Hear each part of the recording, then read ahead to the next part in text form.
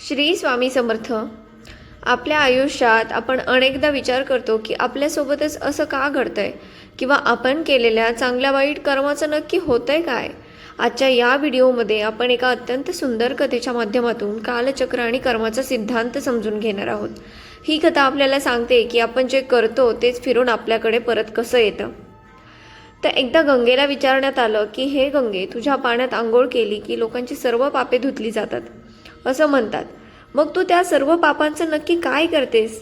तेव्हा गंगा माता म्हणाली, मी ती सर्व पापे स्वतःपाशी ठेवत नाही, मी ती समुद्रात नेऊन टाकते. मग हाच प्रश्न समुद्राला विचारण्यात आला की तू त्या पापांचे काय करतोस. समुद्र म्हणाले, मी ती पापे ढगात नेऊन टाकतो.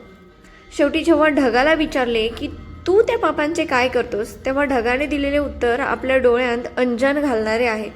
ढग म्हणाला, मी ती पापे पावसाच्या स्वरूपात पुन्हा त्यांच्याच घरावर नेऊन टाकतो ज्यांनी ती केली आहेत.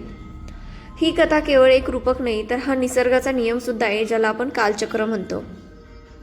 अध्यात्म सांगते की कर्म कधीही नष्ट होत नाही. तुम्ही दिलेला आनंद असो किंवा दिलेले दुःख असो, ते विश्वाचा प्रवास करून पुन्हा तुमच्याकडेच परत येतं. म्हणूनच म्हटले जाते की लक्षात ठेवा, कालचक्र असेच आहे, म्हणून तुम्ही जे करणार आहे तेच तुम्हाला परत मिळणार आहे. यावर उपाय काय, तर या प्रतिमेत शेवटी एक खूप मोलाचा संदेश दिलाय. ठेविले अनंते तैसेची राहावे, चित्ती असू द्यावे समाधानी. स्वामी समर्थांच्या शिकवणुकीनुसार भगवंत आपल्याला ज्या परिस्थितीत ठेवतो त्यात समाधानी राहण्याचा प्रयत्न करा. कुणाचेही वाईट करू नका, आणि कारण ती कृती फिरून तुमच्याकडेच येणार आहे. जेव्हा आपण समाधानी राहतो आणि सत्कर्मी राहतो, तेव्हा हे कालचक्र आपल्यासाठी सुखाचे क्षण घेऊन येतात. तर ही छोटीशी कथा आपल्याला खूप मोठा धडा शिकवून जाते. तुम्ही जे काही आज जगाला देत आहात तेच तुमच्या भविष्याची शिदोरी आहे.